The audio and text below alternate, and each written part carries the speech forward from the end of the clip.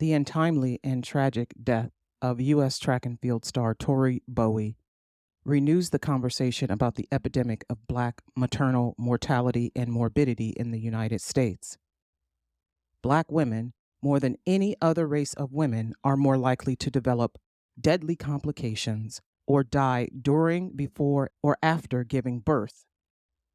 I've covered this topic before, but it bears repeating. Black women are dying while giving birth, dying while carrying babies, and it is absurd. Black women, are you aware of the risks we face when we are pregnant? Well, I've got some explaining to do. Let's get into it. 2, 3, 4.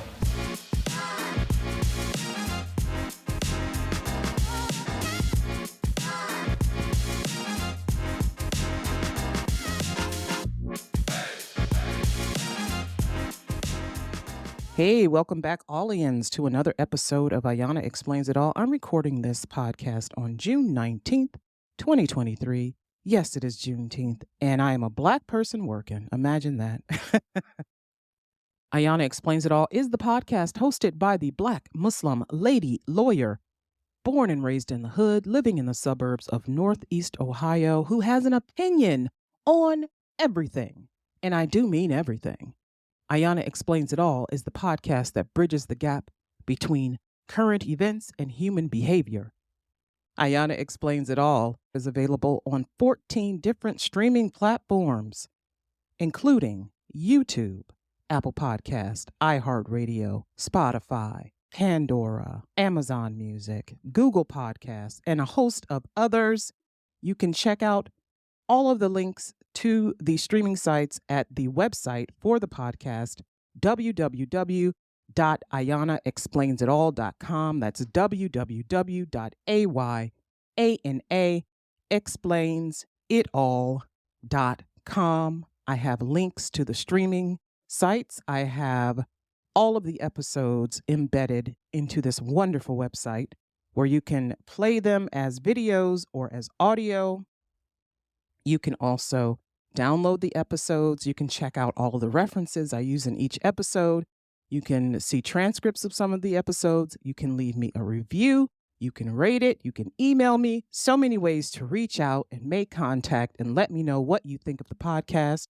And please do share the podcast with people you know or people you don't know, people who you think might benefit from this information. Let them know that there is a podcast for them. If you would like to support the podcast, you can leave me a tip. You can buy me a coffee, all on the website. Again, head to www.ayanaexplainsitall.com. You can even link to the social media sites that I am on, that the podcast is on, rather, through there. But you can also follow my personal social medias if you want to get to know me as a person, as a human. I am Ayana Fakir on Facebook. That's AYANAFAKHIR. And I am Law Girl, LAWGURRL, everywhere else, including TikTok, Instagram, and Twitter. Now let's get into this topic, this very, very heavy topic. When they announced that Tori Bowie had passed away, I thought it was strange because she was 33 years old. And anytime a Black person passes away young, you always want to know why. Like, we have this yearning desire to know why, because young people don't die, right? I mean, they do, but anytime I hear a celebrity dies, and I've mentioned this before, I'm always worried because if they're Black, I know it's because of something we've talked about in the past, that Black people have a higher rate of dying from cardiovascular disease. And it tends to be that cardiovascular disease or breathing disorder or natural causes, as they say. Those are natural causes, but it could also be drug overdose. It could be a car accident or what have you. But this time, when the coroner finally announced her cause of death, that Tori Bowie had died during childbirth, that she had developed eclampsia, I was like, oh my God, this is just ridiculous. This is ridiculous. It's insanity. It's insanity. This is happening to healthy Black women, unhealthy Black women of all ages, Black women of all socioeconomic backgrounds, professionals, unemployed women. Black women are dying while giving birth. Black women are dying while pregnant. Black women are dying after giving birth, but they're also developing all of these diseases and disorders that are not controlled while they are pregnant, and it complicates their pregnancy and affects the fetus. And I keep hearing that it's an epidemic, and I keep seeing that it's an epidemic, but my God, it is not being treated as if it is an epidemic. And what I mean by that is that people are not scrambling to save the lives of Black women. People and the government are not scrambling to save the lives of Black women like they would if this were the drug epidemic or if this were a global pandemic. They see the disease spreading and they bring all of the resources of the government to bear to stop it from spreading. And when you hear that Black women are dying while giving birth, and your response is, well, we'll look into that. It's ridiculous because it's happening right now. What are you going to do right now? And I understand that you can't reach into every home, into every woman's life and manage it to a point where you're essentially trying to prevent her from dying while she's pregnant and giving birth and after she gives birth. But there are things that we can do to stop the spread of this epidemic, and I'm going to get into those. But before I do that, I want to talk about the statistics. Black women in the US are 3 to 4 times more likely to die from pregnancy-related causes. This disparity persists across all socioeconomic levels, education levels, and even when controlling for factors like age or prenatal care. The maternal mortality rate in 2021 was 89% higher than the rate in 2018, but more than 80% of pregnancy-related deaths are preventable. And this information is coming from the National Institute of Health and the Center for Disease Control. They reported statistics through the National Vital Statistics System. In 2021, the maternal mortality rate for non-Hispanic Black women was 69.9 deaths per 100,000 live births, 2.6 times the rate for non-Hispanic whites. Rates for Black women were significantly higher than rates for white and Hispanic women. The increases from 2020 to 2021 for all. In 2021, as I said before, in 2021, as previously mentioned, in 2021, the maternal mortality rate for non-Hispanic Blacks, the increases from 2020 to 2021 for all race and Hispanic origin groups were significant. Rates increased with maternal age. Rates in 2021 were 20.4 deaths per 100,000 live births for women under age 25, and 31.3 for those aged 25 to 39, and 138.5 for those aged 40 and over. So the older you get, the higher the risk of developing complications that could lead to the death of the mother during childbirth. The rate for women aged 40 and over was 6.8 times higher than the rate for women under age 25. Differences in the rates between age groups were statistically significant. The increases in the rates between 2020 and 2021 for each of these age groups were statistically significant.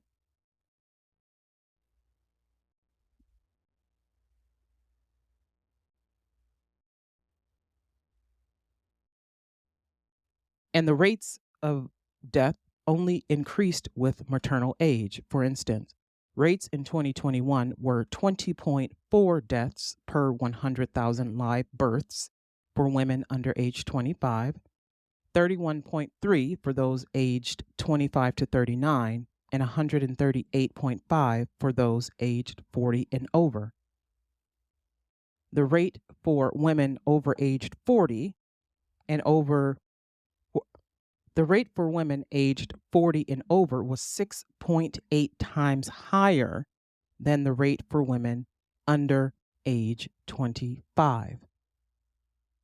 But this is a complex issue with deep roots in systemic racism and healthcare inequities. And it's not just the mortality rates, it's also maternal morbidity, or the occurrence of adverse health outcomes and complications experienced by Black women during pregnancy, childbirth, and the postpartum period.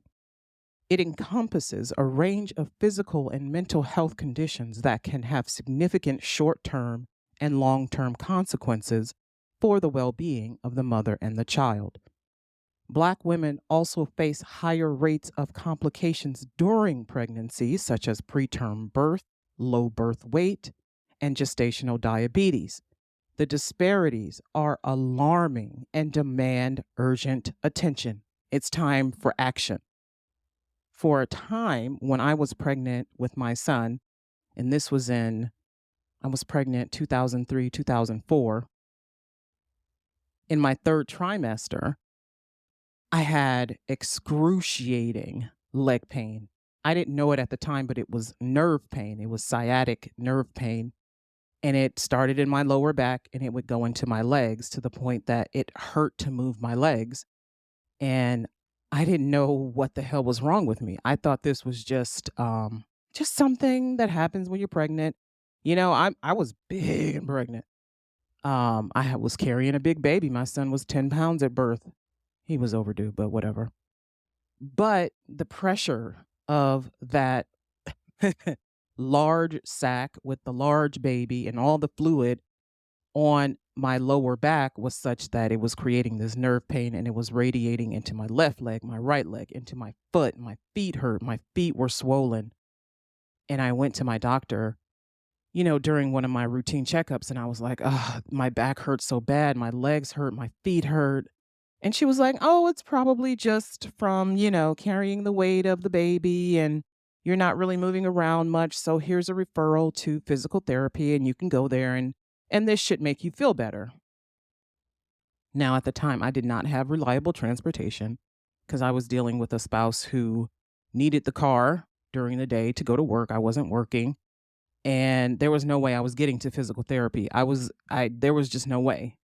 So I just blew it off. I said, whatever, I guess I'll just have to endure it. When women are pregnant, we think we just have to endure these things to carry a baby, and we don't.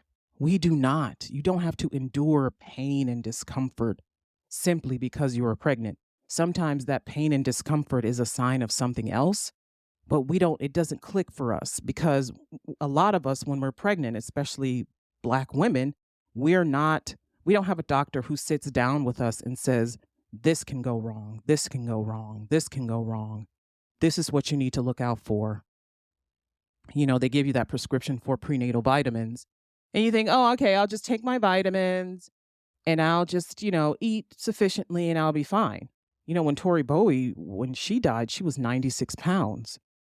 But there are things that people don't tell us when we're pregnant about nutrition, about our blood pressure, about the different things internally that are going on with us, about the organs have to move around to make room for the fetus, about how your heart is pumping more.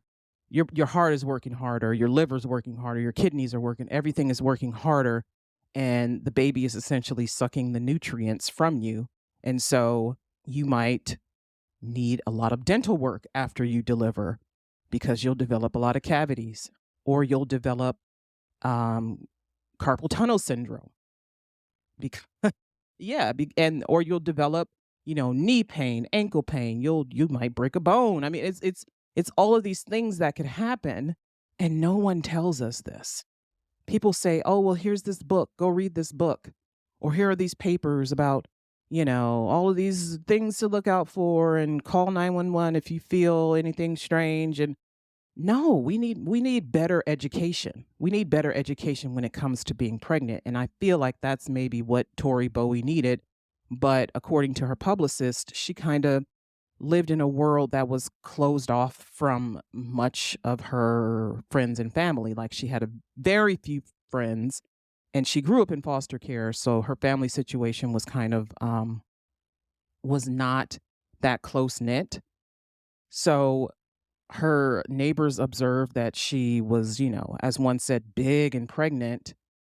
And so when she died, it was a surprise to everyone. Like nobody knew. She had been dead for a week inside of her house, and nobody knew because there weren't people checking up on her. There weren't people that she talked to every day who, at one, if you don't hear from her for one day, somebody is concerned. No, you could go weeks probably without hearing from her and would think it was totally normal. But because she was pregnant, her publicist thought it was abnormal to not have heard from her. And I don't think she was 28 weeks, something like that. So when she passed away, the fact that she was severely underweight and she had developed eclampsia meant that she was probably having seizures. She probably went into a coma and she may have died in that manner. We don't really know, but that's usually what happens. And when asked to comment on the story, her teammate from the, I think it was the 4x100 meter relay that they ran together in Rio de Janeiro, that's where they won their Olympic gold medal. Allison Felix, who famously left Nike because they were not supportive of her while she was pregnant and her desire to want to put her career aside just momentarily to give birth. Her teammate, Allison Felix, said that actually 3 gold medalists, including herself from that 4x100 relay team in Rio, set out to become mothers. 3 of them, all Black women, had serious complications. Tiana Madison had shared that she went into labor at 26 weeks and entered the hospital with my medical advance directive and my will. And Tori passed away. And Allison Felix developed preeclampsia and had to be hospitalized. And she points out, as I said, it's absurd that Black women are dying while giving birth. It is absurd. And most of these things that are happening to us while we are pregnant and giving birth are completely preventable. They're preventable. Imagine an epidemic caused by something that is preventable, right? It's like if the flu is preventable, but there's a flu epidemic, there's a flu outbreak, so they give everybody flu vaccines. Other diseases that are treatable with penicillin, those things become epidemics and they're out of control, and so you treat everybody with penicillin and everything is fine. Okay, so Black women dying during childbirth, it's out of control, it's an epidemic. What are you going to do about it? You can't give us pills, obviously. You can't give us a shot. It requires something more in depth. But I feel like the reason this is not being explored and treated as well as it should is because, as with anything in this country, the history of why it is the way it is very uncomfortable for a lot of people. You have to confront old demons. You have to confront those old haunts of slavery and racism in the United States. You have to deal with it in order to reconcile what is happening with Black women today in healthcare and giving birth. So in 2021, the maternal mortality rate for Black women in the United States was 69.9 deaths per 100,000 live births. And that's almost 3 times the rate for white women per the Center for Disease Control. And that's the latest statistic that we have. Black women who have more access to maternal health care are still, okay, listen to this. Black women who have more access to maternal health care are still at higher risk of dying during or after childbirth than white women who live in underserved areas. And that's coming from Axios. So having insurance coverage doesn't even matter. It doesn't matter. Insurance is not enough. Having coverage is not enough. It's not enough to say, well, they have insurance now, so they'll go to the doctor. No, No. You have to look at the reasons why some people do not go to the doctor. Tori Bowie, for instance, didn't want to deliver in a hospital. She probably had a mistrust of doctors in the medical field and et cetera, et cetera. But a lot of people feel that way. A lot of women want to give birth at home or under their own birth plan, under their own circumstances. They want to use a doula. They want to do it in a large birthing pool at home or at a birthing center or what have you. They don't want to do it at a hospital. They don't want to be surrounded by doctors and all this sterile environment. They want to be comfortable. They want to feel relaxed when they're experiencing that pain. And I don't blame them. I don't blame them.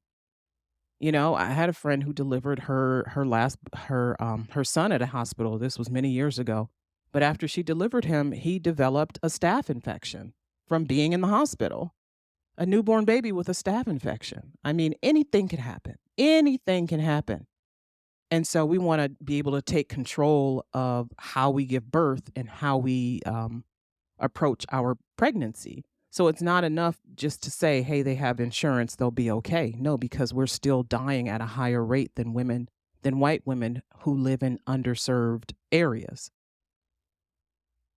And now, with the multitude of changes in abortion laws, more women, not just Black women, I understand, but more women, period, will be forced to carry and deliver babies.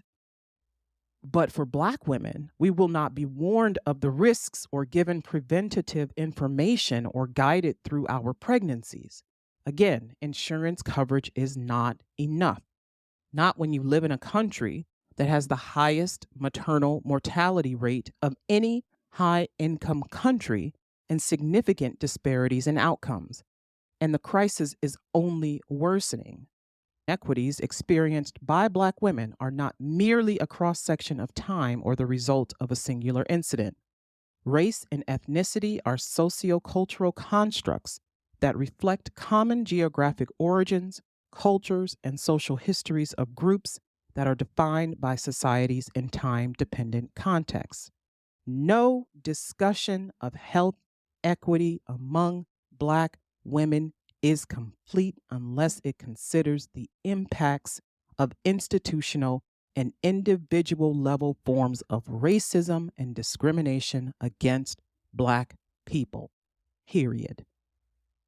Nor is a review of health equity among Black women complete without an understanding of the intersectionality of gender and race and the historical contexts that have accumulated to influence Black women's health in the United States.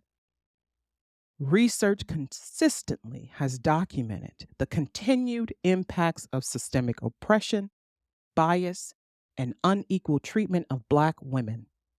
Substantial evidence exists that racial differences in socioeconomic and housing outcomes among women are the result of segregation, discrimination, and historical laws purposed to oppress Blacks and women in the United States. And so the reason why we receive the treatment that we receive, the reason why our health is the way that it is because of the legacy of segregation, racism, and American slavery. The researchers at the National Institute of Health go on to say that Black women earn on average $5,500 less per year and experience higher unemployment and poverty rates than the U.S. average for women. Black women are more likely to be the head of household than their white counterparts, supporting more dependents with fewer resources. And Black women live in neighborhoods that are more racially segregated and have lower property values than their white counterparts.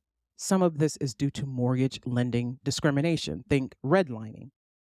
And residential segregation is a fundamental cause of racial disparities in health, operating through many social institutions, including labor markets and education, to affect health.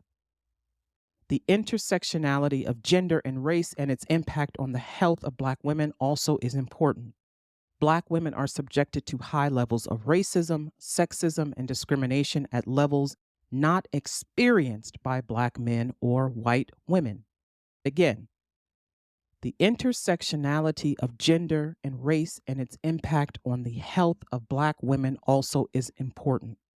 Black women are subjected to high levels of racism, sexism, and discrimination at levels not experienced by Black men or white women. In contrast to Black women, U.S. white women benefited from living in a politically, culturally, and socioeconomically white dominated society, which accumulated across generations, creating a cycle of overt and covert privileges not afforded to Black women, such as wage gap differentials and the invisibility of whiteness, i.e., not having to think about one's race. These privileges do not mean that all white women are similarly advantaged, nor are all Black women similarly disadvantaged, but it does explain why Black women, despite having health coverage, experience maternal mortality at a higher rate, even of those white women who live in underserved regions. These are the social determinants of health that create health disparities. Where we are born, live, work, and play. These factors determine health outcomes and for Black women contribute to the high maternal mortality rate in the U.S. And because these social conditions exist and persist, the health disparities exist and persist. We are at a disadvantage, not simply because we are Black and women, but because health disparities exist and persist for Black women that do not exist at all for other women. We have to address the social determinants of health that disproportionately affect Black women if we are to stop the epidemic of rising Black maternal mortality and morbidity in the United States. Also, access to gynecology contributes to health disparities. We know that Black women's access to healthcare in the United States has been for decades limited by our environments and occupations, where we live, but also is rooted in American slavery. Black women were chattel, they were servants, they were breeders. Black women's bodies were abused and their health disregarded for the gain of their enslavers. Black women were not allowed charge over their bodies and had limited to no access to health care.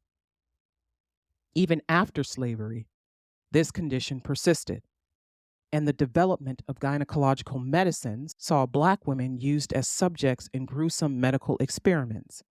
And at what point were Black women taught to take control of our bodies and our health?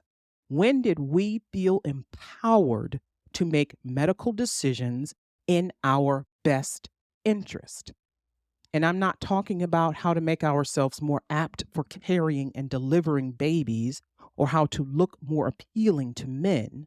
I'm talking about making decisions for our health that were in our best interest, our personal best interest. And if you grew up in a conservative religious environment as I did, you were not empowered about your own body or taught how to make these important decisions for yourself. You were taught that your body is for your husband and your body is to birth babies and to feed babies, and that is it. You get a period and you don't get a period. You were not taught empowerment over your body. You were not taught how to protect your body. You were sexually assaulted. You were sexually molested. You were abused, and you were told not to talk about it.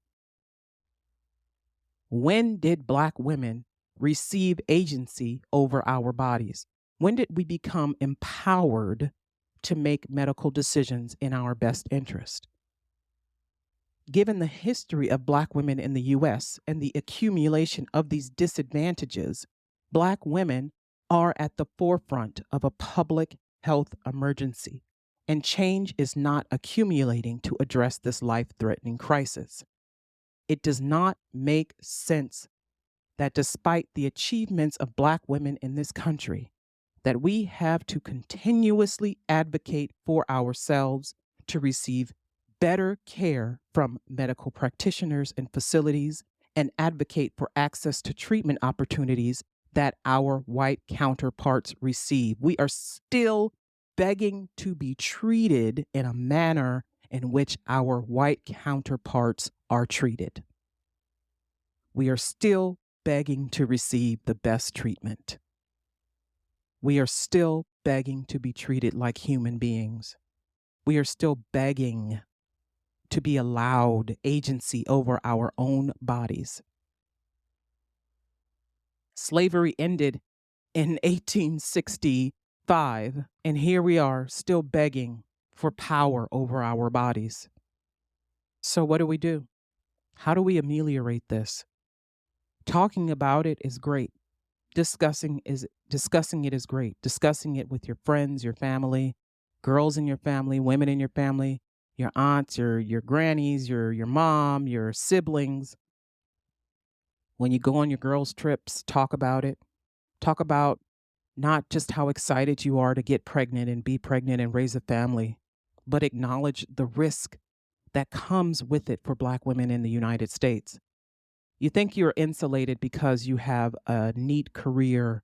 It doesn't matter. An epidemic doesn't care who you are. You've seen the drug epidemic in this country. It doesn't care if you're rich or poor, if you're doing well or doing not so well. It'll come for all of us. You don't expect that a U.S. track and field gold medalist is going to die during childbirth. You don't expect that a Grand Slam majors champion in tennis is going to nearly die giving birth to her daughter. That happened to Serena Williams. You don't expect a woman who is an attorney, who has a career in law, would develop complications during childbirth and have to beg to be given a C-section after hours of laboring and watching her baby's heart rate drop while she's giving birth. You don't expect it, but that happened to me. We need to acknowledge that racism and implicit bias exist within the healthcare systems. It's vital to provide cultural competency training to healthcare professionals and implement anti-bias strategies. Additionally, we need to expand access to high-quality prenatal care and reproductive healthcare services in underserved communities. This includes ensuring affordable and comprehensive healthcare coverage for all. We have Obamacare, we have expanded Medicaid, but there are still people who are not being served.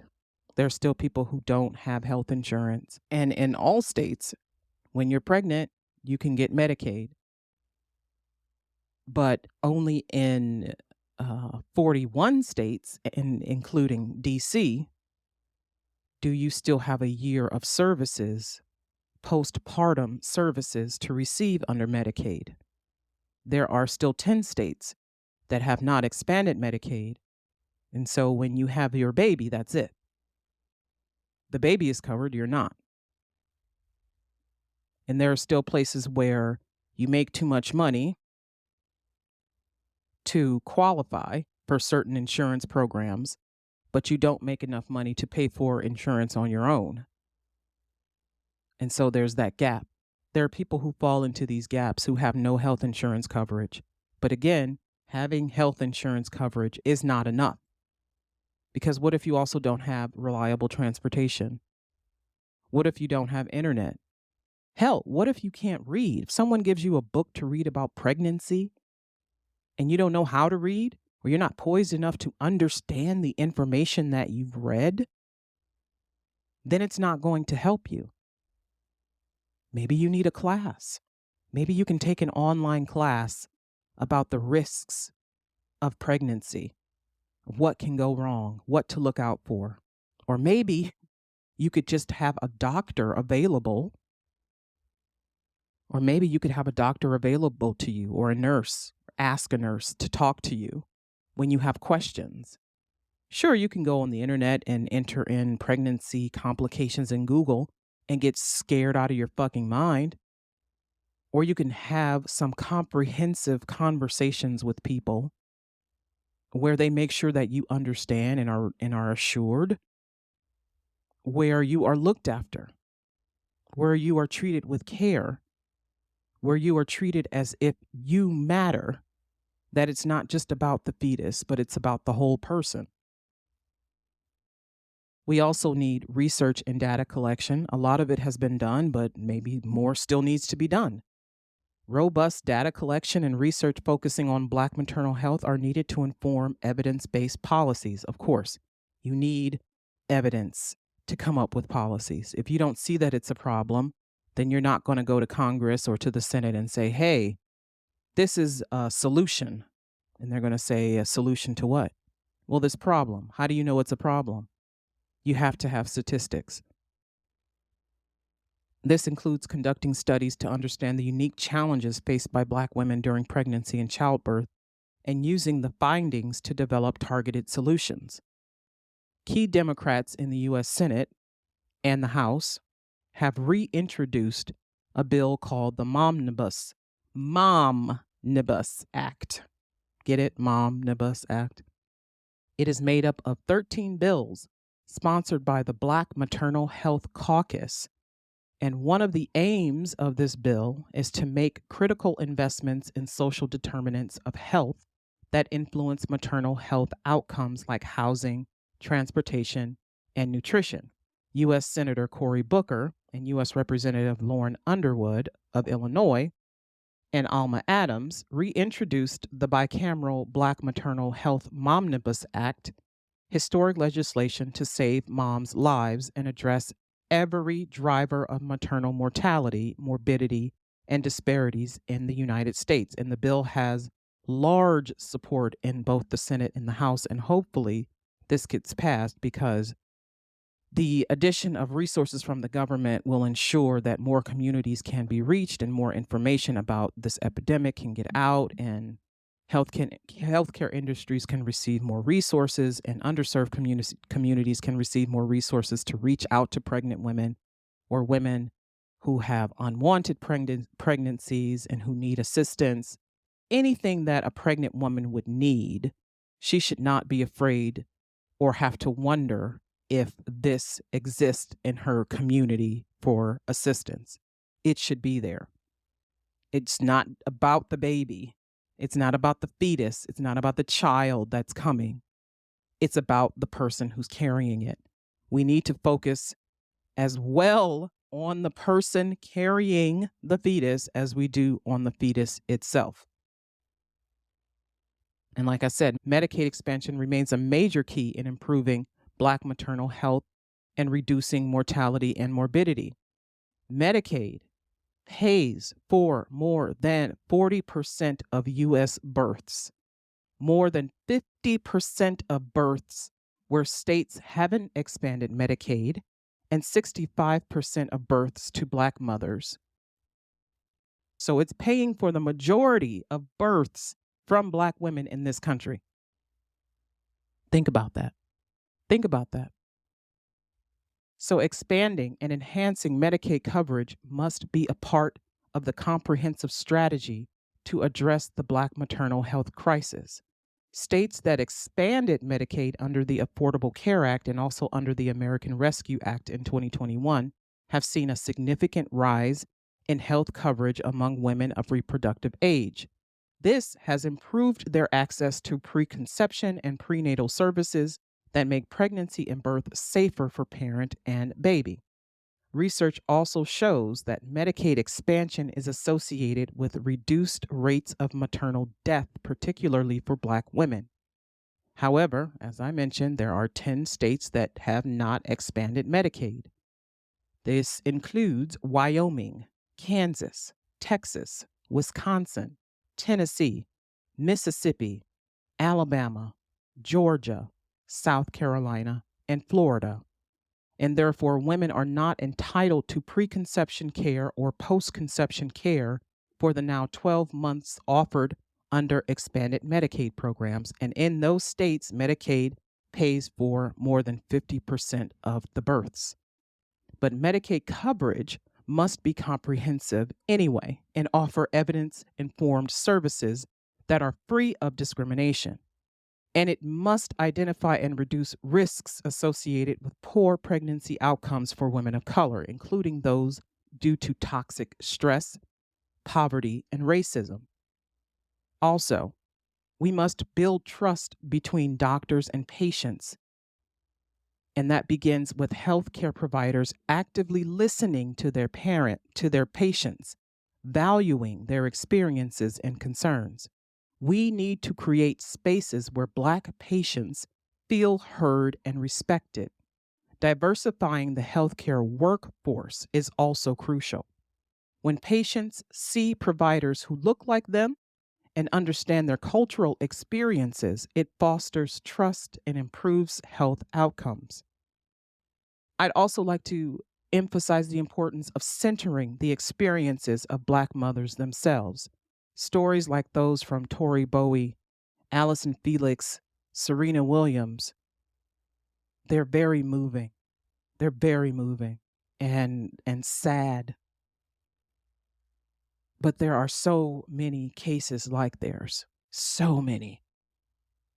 And we need to involve Black women in the decision-making processes, research, and policy development when it comes to developing strategies to tackle Black maternal mortality and morbidity in the United States.